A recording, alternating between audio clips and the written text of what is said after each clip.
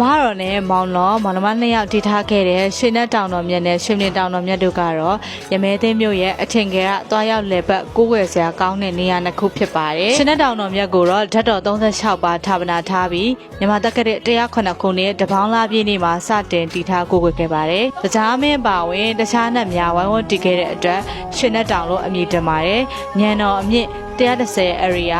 အလျာ150ပေဝန်းကျင်ဇေဒီအောက်ခြေမှာပစ္စည်းရ3ဆင့်ပါရှိပါတယ်ရှင်။ဘာကောင်လာပြည့်ကျော်10ရက်နေ့မှာတော့ဘူတောင်ပွဲကြီးကိုစီကားတိုက်မြိုက်စွာကျင်းပကြပါတယ်။ရွှေနဲ့တောင်တော်မြတ်ကိုတွားရောက်လည်ပတ်မယ်ဆိုရင်တော့ငကားလမ်းမှာဆဲဆိုခြင်းငကားနာပုံရိပ်ရှင်းများရှောင်ကျင်ရပါမယ်။ပြီးတော့ဖက်နှက်နဲ့ရှေးရိပ်တွေမပါဘဲတက်ရပါမယ်။အသားပေါ်တဲ့အဝတ်အစားအတူပြက်တွေကိုလည်းလုံးဝ